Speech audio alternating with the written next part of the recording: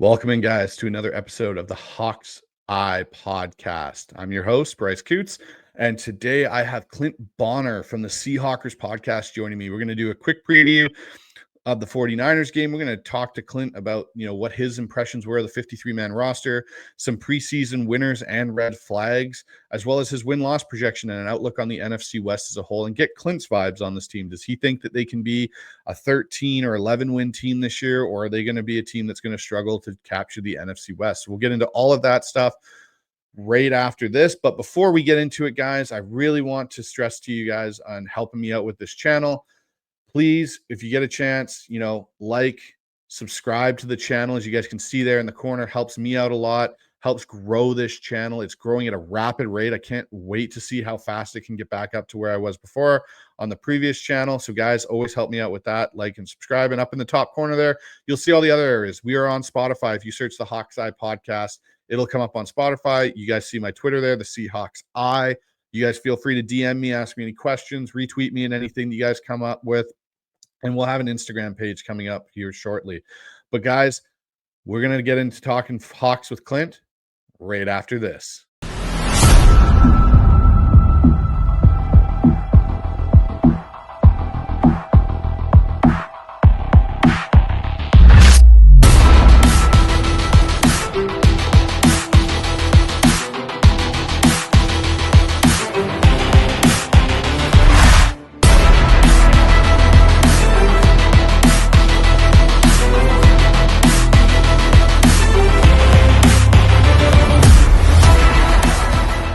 Welcome in, guys, to another episode of the Hawks Eye. I've got Clint Bonner joining me today.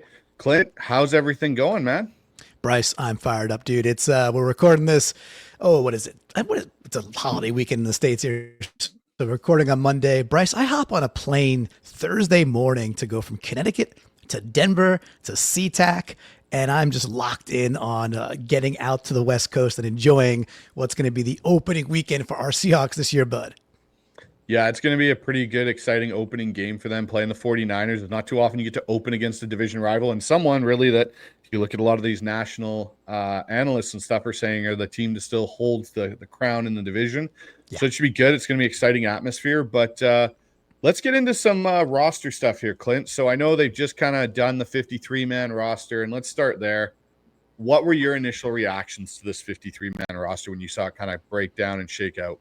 Yeah, I mean, my initial is, okay, that feels overweight, and just the pure volume of offense over defense, and who's being kept at certain positions where it's like, okay, are they really going to stick? Do we really need do we need 4 tight ends? Of course, I know that's what everybody's visiting, but that's the initial answer there for sure. Is it felt a little overweight, and I guess on the O-line side too, I was a little bit surprised that I think it was still 9. And to me, that it felt like there were some dudes that probably could have gotten through a practice squad. And at the behest of, or Patrick O'Connell gets floated out there. Now he's back. We understand that. And people rarely get picked up, and we get all anxious about it. But boy, oh boy, do I still think we have linebacker depth issues. So I don't understand why Patrick O'Connell, who's kind of a proven commodity, is just not on the 53, and we're making all these kind of pickup changes. That was a bit shocking to me, Bryce. Yeah, the linebacker depth worried me throughout the offseason. We didn't really see them do much. It was O'Connell and Drake Thomas, and I thought for sure in the draft they were going to take somebody at some point in the later rounds, like just to start replenishing that behind Ernest Jones and Tyrese Knight there. The thing is I do like the Chris Paul Jr. pickup. I don't think he'll be a practice squad guy for very long, because I think they're going to have to use the protective slot that they can for a certain period of time, and then they're going to have to elevate him. Surratt was an interesting pickup. I think he goes and falls under more of that special teams. I don't know what he does defensively that really stands out as hey, if we get in a pinch and we lose Knight or, Jones for a bit, do we trust a Drake Thomas or Surratt to play a substantial period of time? So I'm with you there on the linebacker depth. It's still something. I think Chris Paul can be more of a playable piece. And from what I watched, I had a 4th, 5th round grade on him and starting caliber in a year or two linebacker. And you listen to the Rams fans, they're very upset that he's gone. I think he's the guy that could push Tyrese Knight next offseason if Tyrese Knight doesn't take a step this year as a weak side linebacker in this defense. And not that I don't think Tyrese Knight's a good linebacker. I just think, it's one of those positions outside of Ernest Jones in that group that really they need to find that other running mate. And I don't know if Tyrese is the guy. Like, we saw some really good things. Consistency is something that really has to come through for Tyrese Knight, I think, in some aspects. What did you make of the 5 safeties being kept initially when they kept all 5? That was kind of an interesting move. Yeah, so I'm one of my favorites from the off season is DeAnthony Bell. Like I really like him as a player. So I know he's looking like he'll be back on the practice squad. So he makes it, then he gets cut for some of these moves, and it's looking like he's going to get back on the practice squad. That part, so just kind of starting at the let's call it the end of the safety room, makes me really happy. I think DeAnthony Bell is a really nice downfield tackler. So when we were looking at the draft, and folks were kind of going gaga over Imanwari, I had sincere reservations that I kind of still do in terms of downfield assured tackling. What's the guy from Penn State, Winston, right? Yep. Yeah. But when I watch Winston's tape, I'm like, oh my gosh, this guy flies onto the screen and it just brings his hat and makes tackles like a very secure tackler. And if you want to say where I want to lay my chips with safeties, it's dudes who are really, really sound tacklers. Now, Imanwari might go on to be a stud, and I hope he does. And I think you get more positional flexibility, which I'm sure was very attractive to McDonald and team and why they moved up to 35 in the first place. But to get back to our roster, yeah, I mean, I hope that Bell can get a shot out there. And I think with a team like McDonald, where they really do put a lot of safeties on the field, a higher percentage than normal teams, I still feel like there's a place for DeAnthony Bell. The rest of the safety roster, it's a good room, man. And congrats to Ty Okada. I mean, he makes that phenomenal play. He's been nothing but good, right? So good on you, young man. But that's a strong room. Julian Love is my current favorite player on the team. That's like people ask, what jersey would you get next? For me, it's a Julian Love jersey. So I'm kind of in love with that room. How about you? I really like that room top to bottom. I was really impressed with Ty Okada this offseason. I thought he took a step from what we saw last year. And he's been here, but he's taken a step as a safety. Like, I saw him more in command of the back end, especially running the 2s and 3s. But the thing for me that stood out was his run support this year. Like, that was kind of my worry with Ty Okada before, was like, can he come in and fill? We don't really have a true free and strong in the system like we got so accustomed to with Earl and Cam. Yep. You have this kind of rotating 2-eye shell where sometimes one guy's down, the other guy's down. It moves around. You got to be able to fill in those run game. And that's where, for me, Ty Okada, he's such a sure tackler that I was like, if he can get in there and get his nose dirty and show he can fill some of those, run lanes, maybe this makes him more of a viable piece, because we know Mike McDonald really likes him. Like you said, I knew he could cover. I knew he could be a ball hawk. He did it in college, and he showed that obviously in the Green Bay game with that amazing interception. I'm going to be very interested to see, how DeAnthony Bell makes his way back onto the active 53, because you can only elevate 3 times. Right. I wonder how that kind of goes, and if some team doesn't try and poach him off the 53 or using another protective spot for him. It'll be interesting to see, because I really liked his game. I thought he's a good in the box safety, and I think in some respects he might be even a hedge against Imanwari, in the sense of Imanwari isn't picking up the defense fast enough, isn't playing fast enough.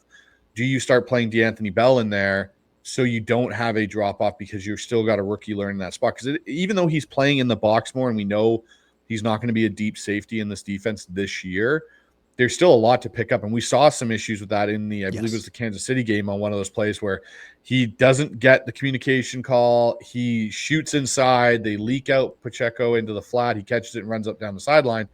Those are plays that we can't have in these games that we're going to be playing, like the 49ers game in a couple of days here. Yeah. Let's move over to another part of this, Clint. Who were your preseason winners, and who were some preseason red flags, or things that stuck out? May not even be a player, that were just maybe red flags that kind of gave you a little bit of worry.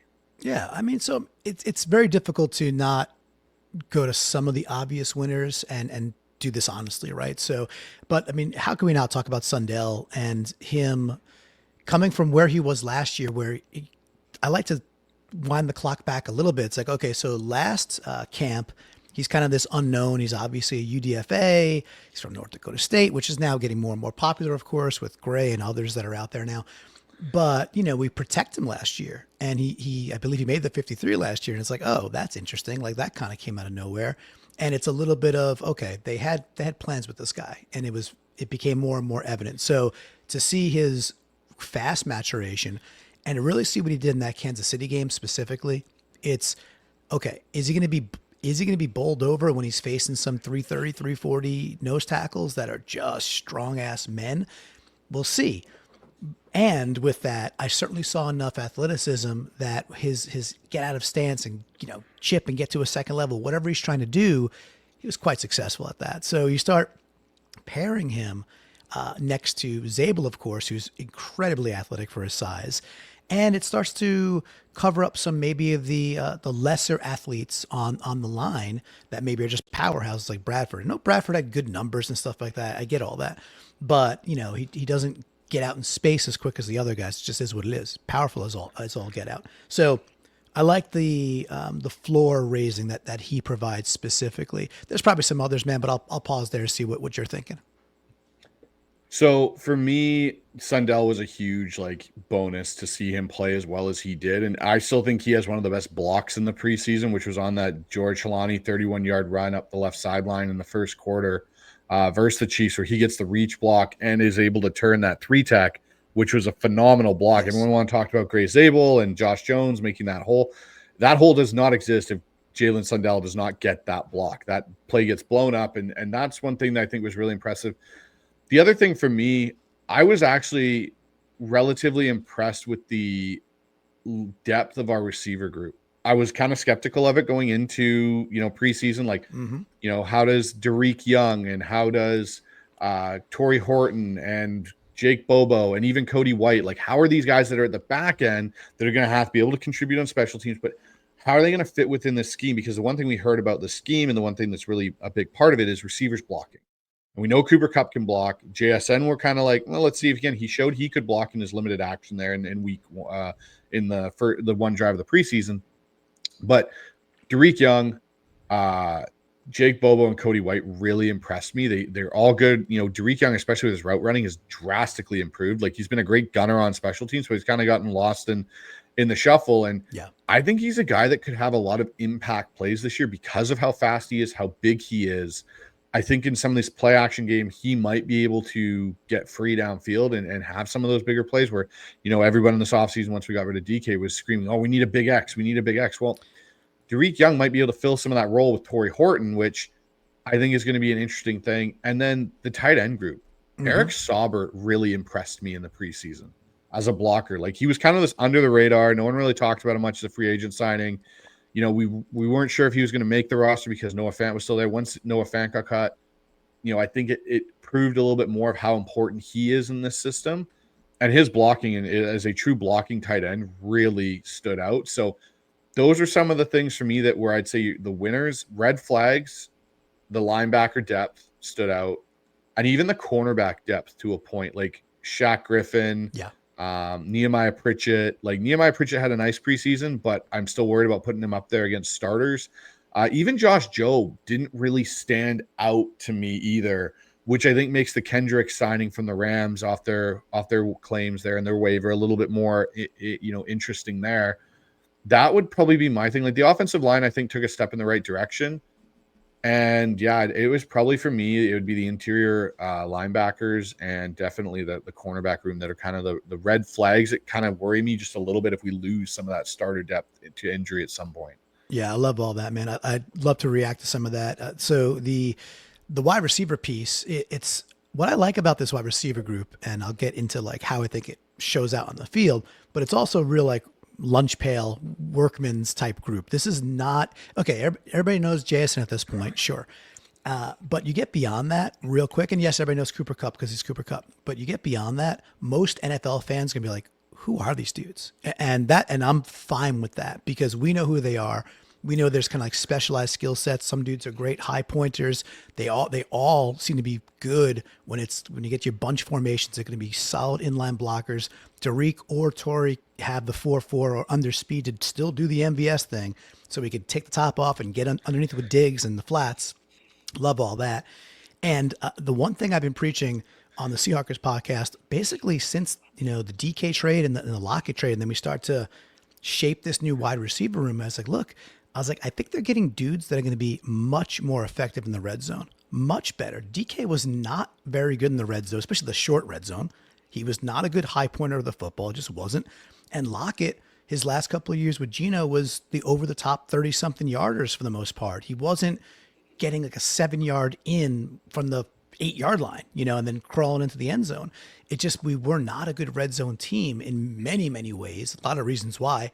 But I thought the composition of the wide receiving core just didn't lend itself well to being strong in the red zone. But now you bring in Cooper Kupp, but even in a down year, he scored touchdowns in the red zone. And we know what Bobo can do.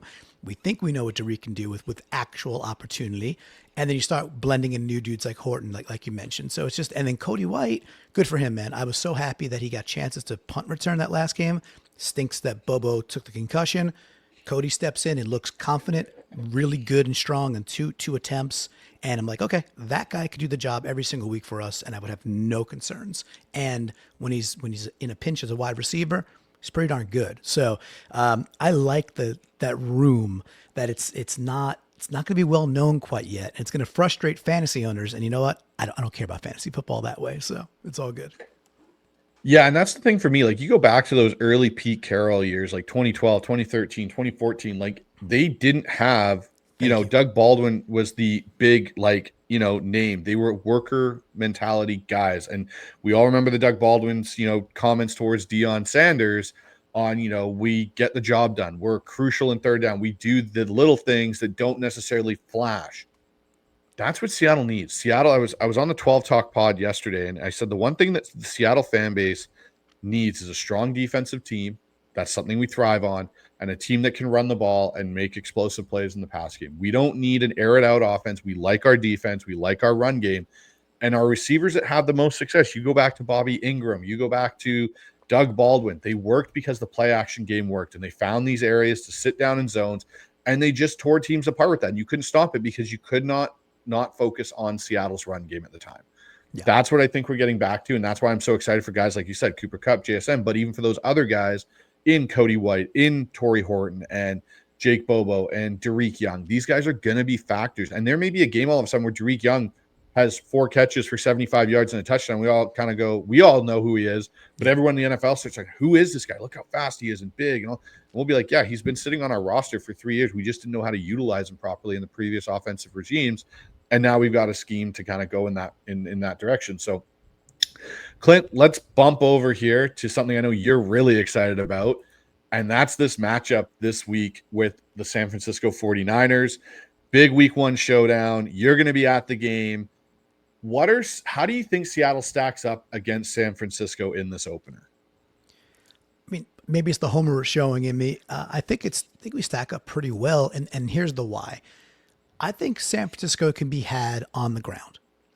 And this Kubiak team is exactly what he wants to go do. And also why McDonald hired him. It's the mirror of what he wants to put out there from an offensive perspective. And again, we know what this is. It's a lot of bunch formations, 12 and 13. You got a fullback presence sometimes, and you're booting and you're making things easy on your quarterback. Yes, you take a couple of shots when you earn them essentially, but you earn them by operating a really sound run game. And this 49ers defense up the middle, they just across the line, Bryce, in general, they are relying on a lot of unproven talent.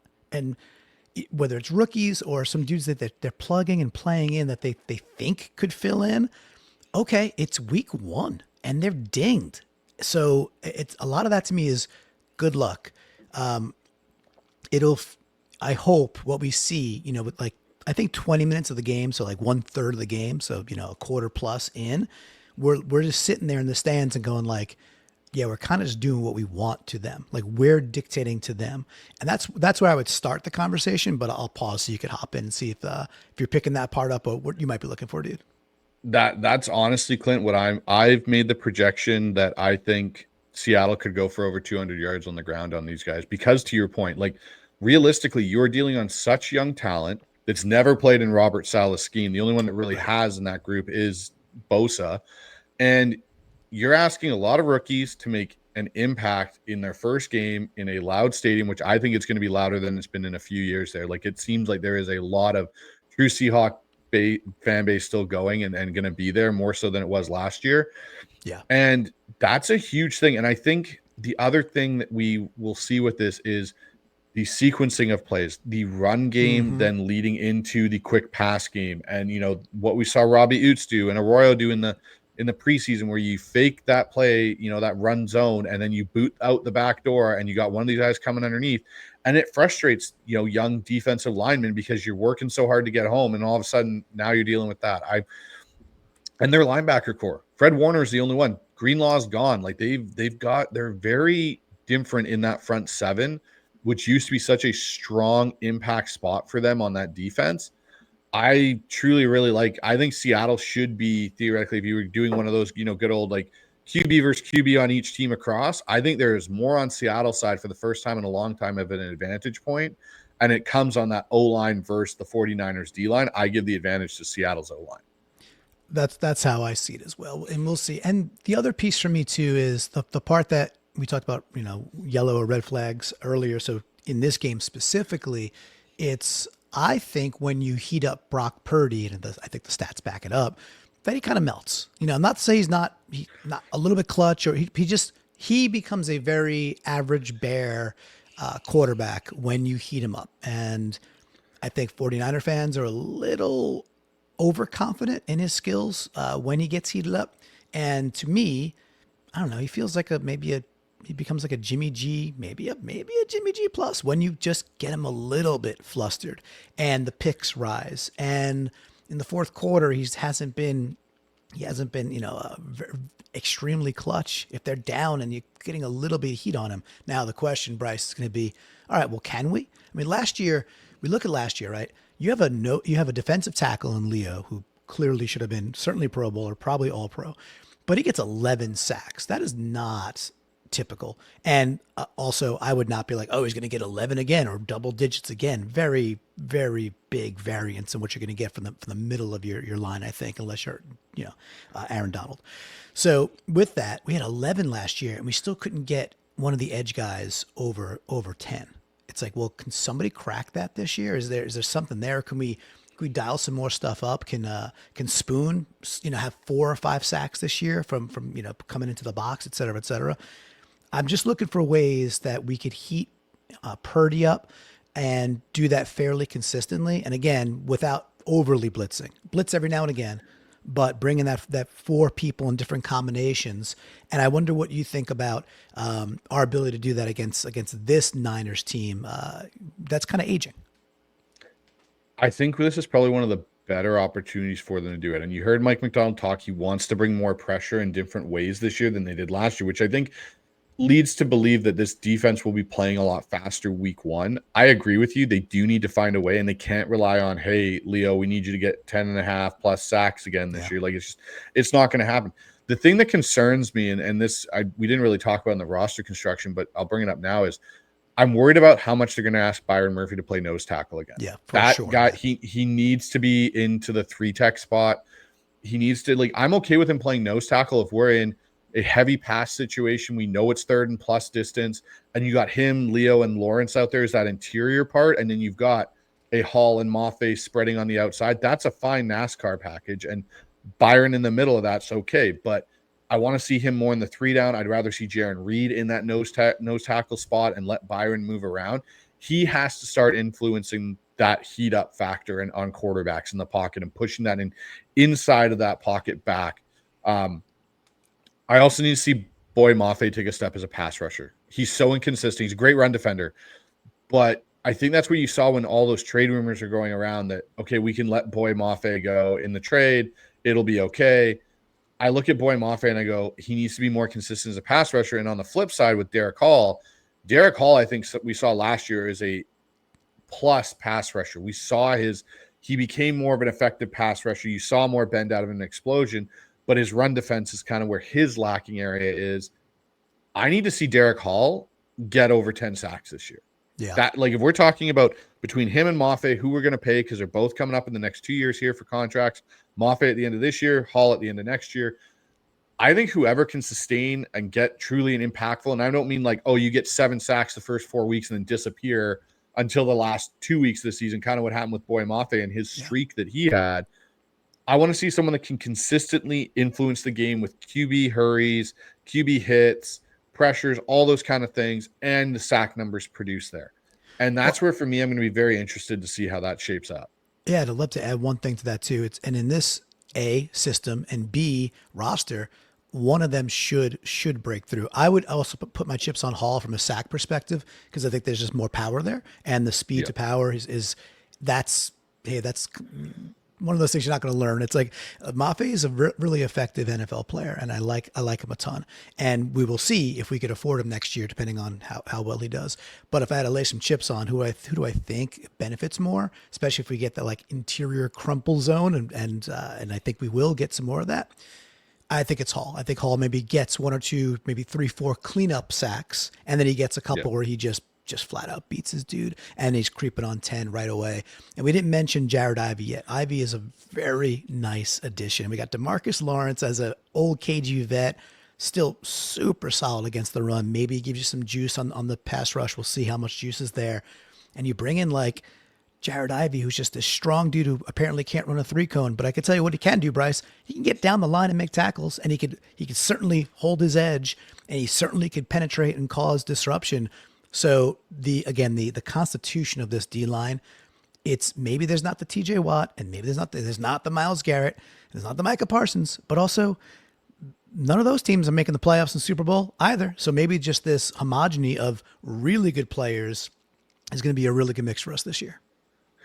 I'm also going to be really interested to see, Clint, how they use Chenna now that he's coming back. Like, how does Chenna go into this rotation? Are you able to let Chenna be more of a pass rushing specialist on third downs than a run stopper like he was the earlier part before all the injuries? Like, does Lawrence take on that role and Mafe more, as they are good run defenders? And do you use Chenna in more of the pass rush situations and get him out there? It could be another way that they try and use him this year, because like to your point about Jared Ivey, you know who he gives me vibes of? To the fact he can move up and down that line, and you put him in certain spots, he's quicker than most guys anticipate in there, and he kind of gives me Michael Bennett vibes of that versatility of going up and down the line.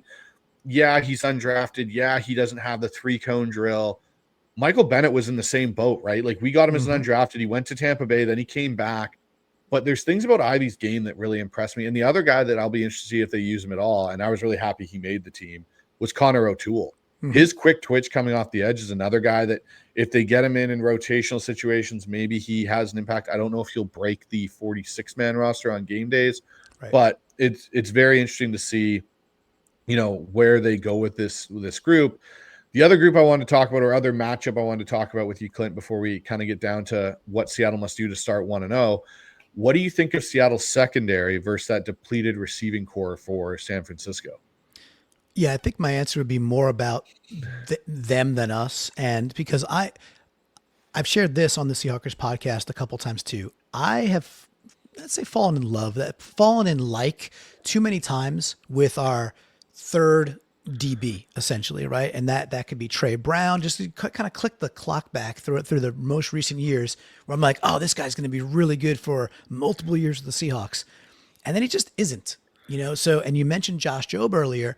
And even like Michael Jackson, it's like, damn, I still wish we had Michael Jackson. That we traded him away for basically nothing. Oh, by the way, DJ James just made the New England Patriots 53-man roster, and I live in Connecticut. People are going gaga over DJ James. They're like, this guy had a standout preseason. So it's like a fool me once, fool me twice, fool me for a decade. And I watched that Josh Jobe game, and early, I think it was the Raiders game, early in that game, he got picked on. He was the one getting picked on. And if it wasn't for Aiden O'Connell not having a real major league arm, you got Dante Thornton burning him. And yes, he ends up with a pick, but I mean, honestly, if that's even Jeff George, it's going to be a 70-yard touchdown against him. So I have my reservations with our DB room. Now with the Niners, real quick, Bryce, look, they're really counting on Ricky Pearsall, who looks good. He looks cool. He shot last year, so what are you going to do? I know he's they snuck him into the first round. They went and got him. But then Jawan Jennings is in a contract dispute. He's very unlikely to play. May not play another game for the Niners. Ayuk's nowhere near the field. They're bringing in Sky Moore and MVS late. It's like you said earlier. It's set up well for our DBs and for Mike McDonald to frustrate that team, and that's what I expect. Now, have there been years in the past, Bryce, where it's like everything looks good, but then Ricky Pearsall, a type, goes off for 13, 145, and 2? Unfortunately, man, we have experienced those days. So I'm going to have to just see that we can shut them down. But look, this is not an overwhelmingly powerful wide receiver group for the Niners. I know we didn't mention Kittle. Kittle is all world. I love that dude as a player. He's going to be what he is. But if we can't do that week 1 at home, we're going to have some soul searching to do, man. Yeah, and so that kind of leads into my thing. What must Seattle do to start 1-0 this week, Clint? I say again, but I'm going to back myself up because I've said things on a different podcast, and so it may not be a repeat to anybody here. I had gotten really very tired, Bryce, of the coin flip, us deferring, and us being down 7-0. I was like, what are we doing? In the NFL, where they now give you the ball at the 35-yard line, which is, I could go on for days about how dumb that is. It's such criminal to put the ball at the 35. Like, well, then kick it in bounds. Yeah, and the ball's at the 35, the 33. We should not be giving away yards in the NFL, but that's okay. But in the NFL, where now you're probably getting the ball between the 30 and 40-yard line to start, you need 1 first down to be in 4-down territory, and you drafted a weapon like Milroe specifically not to increase the volume of 4th down attempts, to increase your conversions on 4th down, which is the number 1 factor if a team is good or not in the NFL nowadays. It's just, do you convert on 4th down? Go see the Commanders and go look at every team that converts on 4th down at a high percentage. They all make the playoffs, and they all go deep in the playoffs. I think the 4 top last year were the NFC Championship and AFC Championship, were the 4th, 1, 2, 3, 4 in 4th down conversion last year. So in a league where they give you the ball at the 35-yard line, you need 1 first down to be in 4-down territory. Take the freaking ball and put pressure on this team early. So that's what I would want to see. Now, so it's a coin toss. Maybe they take the ball, get off the field. Cool. But we should be up on a team like this. I think we could get them disturbed and knock them off of their game plan versus being many times the last couple of years. We were the ones being disturbed, like, oh, we couldn't get back to the run. But so that's how it starts. There's probably more there, but I think it's a pretty big one for me, Bryce. Yeah, for me, they have to score on their first possession. I don't care how they get to it. They have to score a touchdown on their first possession. I think that's a crucial way for them to get to a 1-0 start. We haven't seen it for years for them to score an opening possession. And you think about what we talked about with the fan base and, you know, the amount of excitement around this game. If the Seahawks go down on their opening drive, doesn't matter if they defer and they get them off the field and then you take that momentum and you go and score, that stadium will be rocking. And that's what you need to get back in that stadium. It puts pressure on, to your point. You're playing a bunch of guys like in Sky Moore and MVS who have been there for a week. They're not going to be on the same check calls with Brock Purdy as the George Kittle and Pearsall are. So if you can really start applying that pressure that way to this team, like they're down, they've got to come back, they've got to go down the field on this defense that's played together. Like you could get that snowball effect on the 49ers and just run away with the game and turn it and just hand the ball off and beat the snot out of that team. That's how I think you get to 1-0 is, to your point, get the ball, score, and just ride it going forward and take that momentum and run with it. So I think we're both kind of in the line of how they got to go to 1-0. And I agree with you. The whole kickoff thing at the 35 is just ridiculous because you've only got to go like another not even 3/4 of the field to score a touchdown or get points on the board anyway. So let's take a pivot over here to another part of the NFC. What do you think of the NFC West as a whole this year, as a division? You know, a lot of people are picking Seattle to finish in last, a lot of NFL analysts and stuff. How do you look at this division from the 49ers to the Rams to the Cardinals? And do you think we can legitimately challenge for that division title this year? Yeah, starting at the last point, I earnestly do think that. And you even look at Vegas. Vegas still has Seattle at like a plus 500 to win the division, and that's the longest odds behind Arizona and then the Rams and the 49ers. It's a little bit Don't know if you've ever seen the Tom Hanks movie Big. Are you familiar with Big? Mm-hmm. So he gets the job as a grown up in the he's a higher up in a toy company, right? And he's playing with the skyscraper that becomes a robot, and he's like, I don't get it. Like this thing's not fun. Like who wants this, right? So I don't get it. I don't from the standpoint of there's such an infatuation that people just say, oh, easy schedule for the 49ers and CMC's back. So 12 wins. It's like, well, I don't understand how you did your math there. That doesn't add up for me because it's an aging team. You have a lot of injuries. You're relying on a lot of rookies to play high level ball, and that's very very focused on that defensive front seven. So good luck there. It's not a great safety group with the 49ers, and your wide receiver room is a mess, right? So just because they have a easy schedule, our schedule's not that hard. It's very comparative to the Niners. So I don't understand that. The Rams are good and young in important positions, and then they're good and old in other positions. And really, obviously, the obvious thing is Stafford's back. Can he play? The thing with Stafford, though, Bryce, is that look, he wasn't lights out most of last year. He finished awesome, and they gave the Eagles a legit run. And they won the playoff game. They beat the snot out of Minnesota. I'm not taking any of that away, but they weren't that good of a team. You have a 10-7 who had a fifth tiebreaker to sneak into the playoffs. Fine.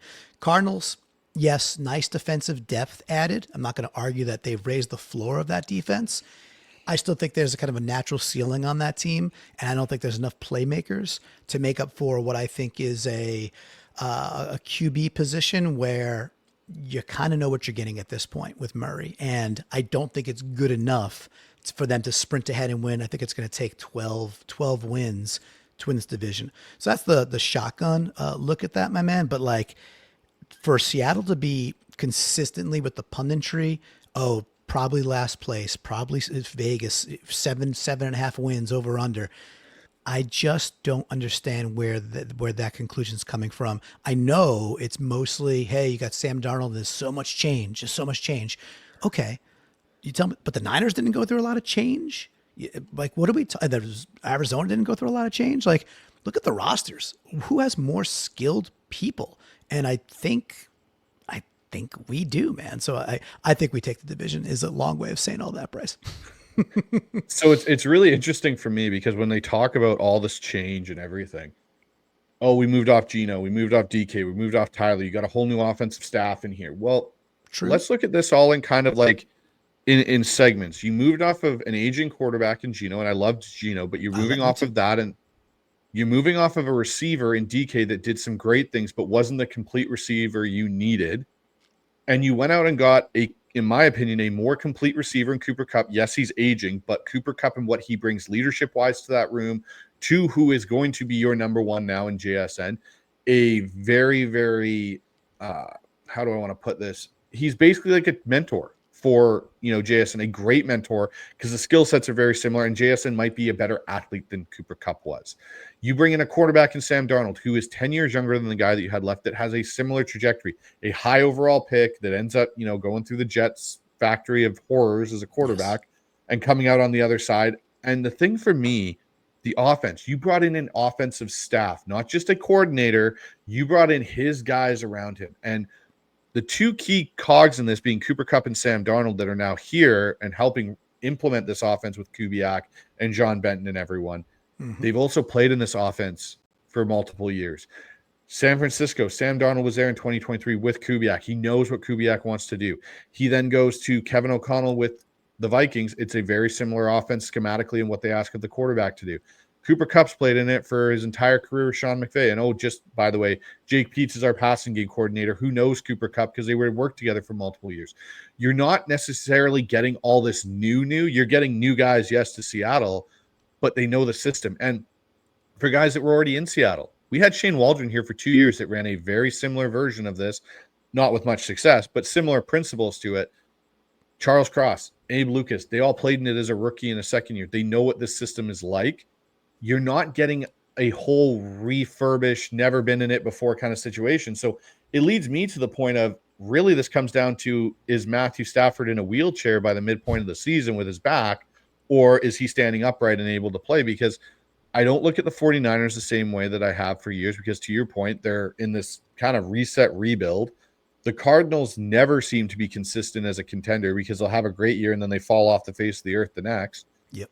And the Rams are basically held up by Matthew Stafford's back. Like, that's the reality of the Rams have a good young team. Like, their Yeah. defense is quite good. They have Puka Nacua, they've got Devontae Adams, but if you don't have the right trigger man and you're turning to Jimmy Garoppolo or Stetson Bennett for 5+ weeks in a season because Matthew Stafford got out of bed the wrong way and tweaked his back, you're in trouble. And we're a young, connected team is how I would put it, Seattle. Like, this team seems very, very connected as a group. There's been no drama. There's been no issues. We haven't heard of anything. Yeah, there's been the fight in Green Bay, but it was more about guys protecting their fellow guy than it was like just acting out of pure aggression. Like, to me, this team is primed to take the division. They're on the right ascent. And I've said for the longest time, I predict 13 wins for Seattle this year. That's Yeah. my bold, because I think 13 wins is viable for this team this year. I love that. And like the last bit I would say about change in general, right? And this come for me has been observations and experiences outside the sports world. But when it comes back to the Seahawks, look at the Seahawks as an organization, as a platform. So since Paul Allen bought the Seahawks, took over and instituted Holmgren, okay? It goes back a while now, right? This is 20 something years of, okay, there's a couple of hiccups, and with some monster sea changes in the middle. But overall, a very, very well run, consistent organization that is extremely good at absorbing change. Then you look at the 49ers. They'd be like, oh, we're in the Super Bowl one year. Then we win 6 games. Oh, we're making a deep playoff run. And then we missed the playoffs by 3 games. Their variance is actually way higher than what Seattle has demonstrated over the last 2 decades.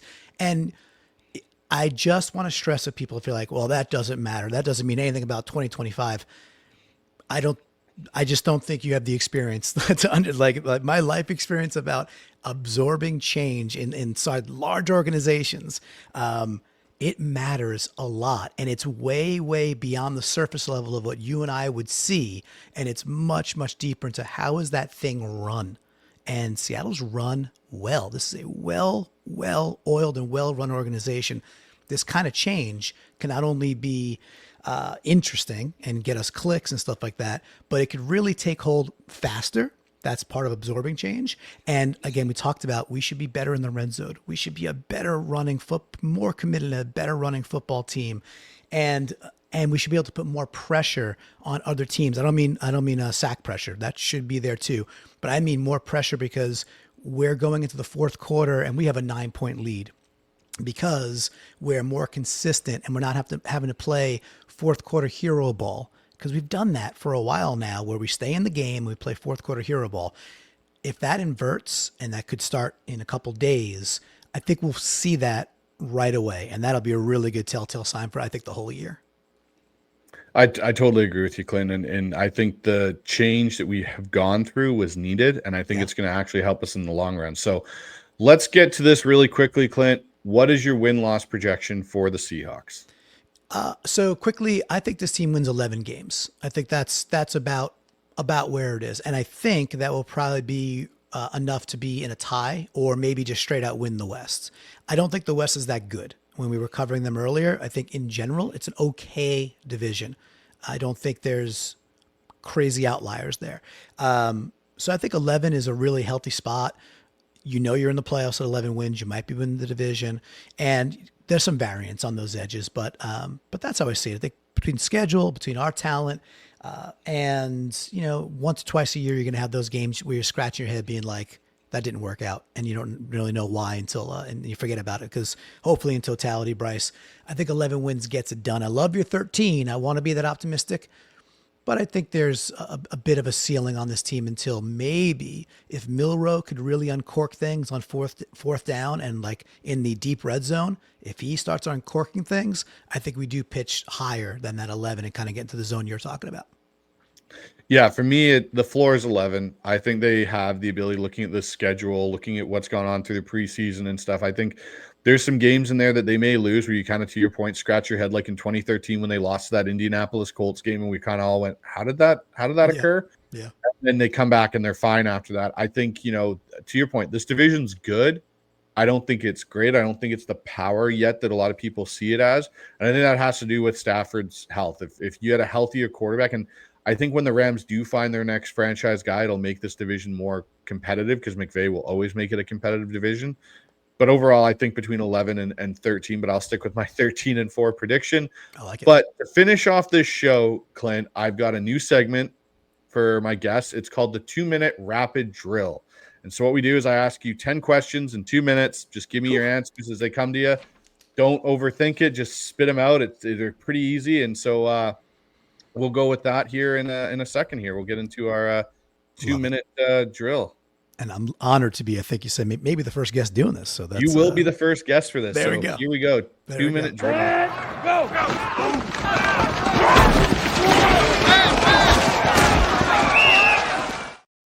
All right, Clint. So question 1 for you. Favorite Seahawk of all time? John L. Williams. Next. Ooh, good one. Most underrated Seahawk on the current roster? Current roster. Let's see. I need a couple more seconds on this one. I'll go Julian Love. I know he has a lot of respect. I think he's actually even better and more important than most even give him credit for. I think he should be, if we were doing actually year captains, I think he's a clear-cut choice. I love Julian Love.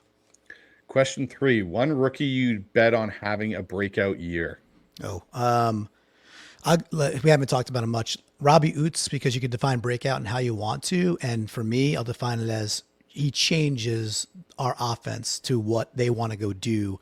And you have a 275-pounder who could dunk a basketball, who's a mean dude. And, oh, by the way, has good hands, and he's probably going to catch 18 to 20 passes. Yeah, give me Robbie Oots to be a really, really cool cog that others don't see coming. Okay, question 4. Bigger moment at Lumen Field, Beastquake or the 2014 NFC Championship comeback? Oh, gosh. Oh, my goodness. I'll go Beastquake. It started it, so it's Beastquake for that reason. Both are amazing. Thank you, Brandon Bostic. Question 5. Who scores the first Seahawks touchdown of 2025? A.J. Barner. Okay, question 6. More sacks, Boy Mafe or Leonard Williams? Variance tells me it's Boye Mafe. Question 7. Favorite Seahawks uniform combo? Yeah, there's a bunch of good ones. I'm going to throwbacks I'll put aside for a second because I think that's what most would say. White top, navy bottom. Question 8. If you could bring back one player from Seahawk history for this roster, who would it be? Like they could be dead? They could be any Seahawk player from history. If you could bring him back and add him to this roster, who would it be? Like bring back Cortez. Let's go. let's just get the disruption up the middle. Let's go. Yeah. Question 9. More likely in 2025, Seahawks win the NFC West or Mariners make the World Series?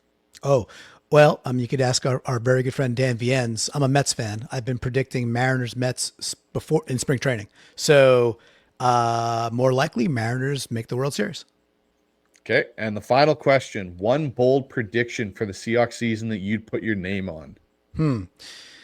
Okay. I put my name on. Let's go. I'm going to, it's got to be bold. Okay. I'll go with Charbonnet has more yards and touchdowns than K9.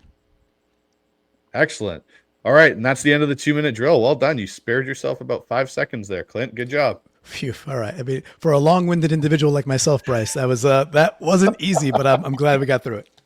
No, yeah, and it's going to be a cool segment to have and just see everyone's different kind of answers to those throughout the season here, Clint. But I really appreciate you coming on, man, and spending the last 40 plus minutes here talking Hawks with me. But before I let you go, tell my listeners where they can find your next stuff, what you guys got coming up on the Seahawkers podcast, and all that great stuff over there. Yeah, thanks, man. So best place is youtube.com/Seahawkers podcast. And while we get into the year, we start to get into kind of like more programmatic stuff. We do 5 shows a week, during the year. So Mondays will be 3 in, 3 out, wearing the shirt here. That's the video review where we go over like little plays that people are not really talking about that we think made the game a little bit more fun to watch. That's Mondays. We do our preview show, which we call Seahawkers What If, on Tuesdays or Wednesdays. There's a flagship show that started it all with Brandon and Adam. We even have a show that we're changing the name to, Bryce. I think it's going to be Blue Friday Bets, which is just focused on Seahawks props and parlays because why not? That's fun. And so, yeah, we do a litany of shows throughout the week. That's the best place to find it. You can follow me on Twitter at Clinton Bond, but more importantly, hit up the podcast on YouTube. And yeah, it's go time, dude. This is what we do. We are fanatics and we are excited. Are you making it down to the game? We talked about this a few weeks ago. Yeah, unfortunately, I won't be making it with the conversion rate of the lovely Canadian dollar. It was making 2 tickets almost $850 for nosebleeds. So I was like, I can't justify that.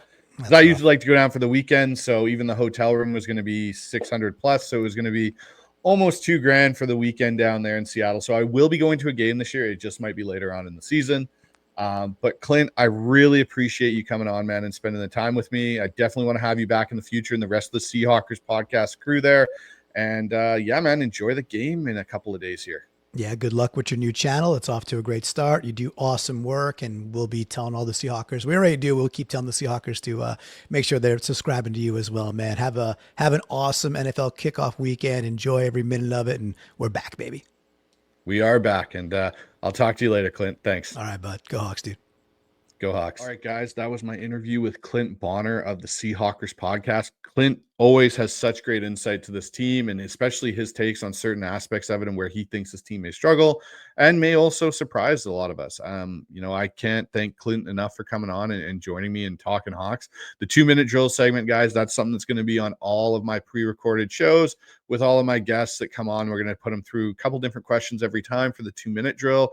I think it's a fun little way to just kind of see where their heads at as Seahawk fans. On top of that, guys, I'm bullish on this team. I think they can win 13 games. I'm going to do a, prediction show that will drop later this week where I'll just kind of go and explain my reasonings for why I see and where I see Seattle losses happening, the 4 that I do think will happen in the 13 wins. I think one of them or 2 of them might surprise you guys. I think Seattle may struggle with and potentially lose this year, but I don't think it's anything to be too worried about when you guys do see those on the schedule breakdown show that I will do. But guys, as always, I appreciate your guys' support so much. So don't forget, like, subscribe to the channel, click that notification button so you never miss an episode. This week, we got a couple different shows coming out. We have the show that will be my prediction show. We'll have another Seahawks Film Lab, me and Dan doing. I'll also be jumping over on a San Francisco 49er show and doing a breakdown and preview of the game. And then on Saturday before the game, guys, I will do a small video with my 3 keys to the Seahawks win. We'll call it the Seahawks Blueprint to Success. And that'll come out on Saturday morning. So, guys, that's all the content that'll be kind of dropping this week, unless I have some surprise, guest appearances that I'm not aware of just yet.